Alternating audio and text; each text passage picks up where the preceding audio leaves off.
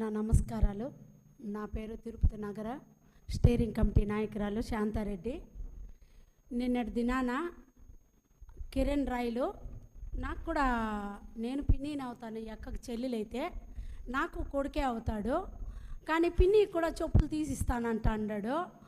కానీ చెప్పులు మేము వేసేటివన్నీ 3,000 4,000 రూపాయల చెప్పులు. కానీ ఆమె అడిగిన దాంతో తప్పేముంది? గీతా యాదవ్ ఈరోజు పార్టీకి 20 సంవత్సరాలుగా కష్టపడుతున్నారు. ఒక లీడరు, ఒక నాయకుడు తిరుపతిలో ఒక మంచి పేరు తెచ్చి తిరుపతి నగరం ఈరోజు ఈ స్థాయిలో ఉందంటే అది కరుణాకర్ రెడ్డి. అటువంటి లాయరు, అటువంటి నాయకుడు, లీడరు అడుగుజాడల్లో మెదులుకునే వాళ్ళం మేము. మా నాయకుడిని కానీ, అభినయ్ రెడ్డిని కానీ, జగన్మోహన్ రెడ్డి కానీ ఏదన్నా అంటే ఆమె 20 ఏళ్ళుగా పనిచేసిన లీడర్గా ఆమె ఎలా ఊరుకుంటుంది? వాళ్ళని విమర్శించే స్థాయి అనేది కిరణ్ రాయ్లో చెప్పు. నేను కూడా నీకు పిన్నినే, ఏం పెద్దమ్మ అయితే ఆమెకు చెల్లెల్ని నేను పిన్నినే. అలా మాట్లాడకూడదు కదా. మా పెద్దమ్మకి ఒక మూలబడింది, ఫెరాలజీస్ వచ్చేసింది, నీకు అదే వస్తుంది, నువ్వు మూలబడతావంటే ఉండే మహిళలంతా ఊరుకోరు పార్టీలో. ఏదో ఆమె పార్టీ పరంగా ఆమె మాట్లాడింది. నాయకులంటే తట్టుకోలేక ఎవరైనా మాట్లాడతారు. నువ్వు దేనికని మాట్లాడినావు మాకు అర్థం కాలేదే. చెప్పు కిరణ్ రాయ్లో. మా బిడ్డవే అనుకో, నువ్వు మా కొడుకువే అనుకో, నువ్వే కులమో కూడా తెలీదు. కులాల గురించి అవన్నీ మాట్లాడే హక్కు నీకు లేదు. అంత పెద్ద నాయకుల్ని, మాజీ సీఎంని, తిరుపతి నగరాన్నే ఒక రూపురేఖలతో తీర్చిదిద్దిన నాయకుడు ఎవరన్నా ఉన్నారంటే ఒక కరుణాకర్ రెడ్డి, ఒక అభినయ్ రెడ్డి గారే. ఇప్పుడు మీరు కూడా వెళ్తూ ఉంటారు.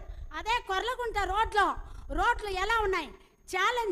ఛాలెంజ్గా తీసుకొని ఎన్నో ఏండ్లుగా స్టే తెచ్చి బతుకుతా ఉన్న వాళ్ళు కూడా ఈరోజు స్కూల్కి పోవాలన్నా, ఆఫీసులకు పోవాలన్నా, ఎక్కడ పోవాలన్నా రోడ్లు ఇరుకుగా ఉన్నాయని అభినయ్ రెడ్డి రోడ్లు వేశారు. మన పిల్లలు కూడా ప్రయాణిస్తూ ఉంటారు.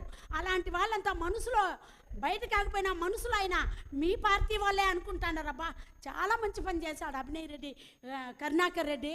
తిరుపతిని ఆయన అనేది లేకపోతే ఇవాళకి ఎప్పుడో కబ్జాలు చేసి మాకు నడవడానికి జాగా కూడా లేకుండా చేసింటారు ఇతరు పార్టీలు. అది గుర్తుపెట్టుకో, అది నీకు తెలుసు.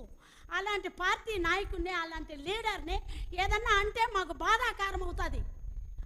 మేము దేనికైనా సిద్ధము, దేనికైనా సిద్ధం. అందుకని ఆమె ఎన్నో త్యాగాలు చేసింది, కిరోసన పోసుకునింది, అన్నీ చేసింది. ఈరోజు యాదవులందరూ కూడా ఒకటై వస్తారు. నీకు తెలీదు, రాష్ట్ర వ్యాప్తంగా యాదవ్ కులానికి చెప్పులు తీసిస్తానంటే ఒప్పుకుంటారా? యాదవ్ కులస్తురాలు కదా, వాళ్ళే మెయిన్. వెంకటేశ్వర స్వామికి ఆరతి ఇచ్చేవాళ్ళు కూడా, వాకిలు తీసేవాళ్ళు కూడా, గుడి తలుపులు తీసేవాడు కూడా ఒక యాదవే అని మర్చిపోవద్దు. కిరణ్ రాయ్ గుర్తు పెట్టుకో.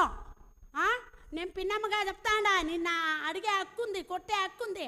అట్ట కూడా ఆమెను పెద్దమ్మని అన్నావు కాబట్టి ఈరోజు తిట్టింది, ఇంటికి వచ్చి కూడా కుడుతుంది. నువ్వన్నీ భరించుకోవాలా, ఎందుకంటే పెద్దమ్మ అన్నావు కాబట్టి. ఫెరల్ తీసుకురావాలా ఆమెకి? చెప్పండి, నువ్వేం మాట్లాడుతున్నావు? మతుందా, మత లేదా?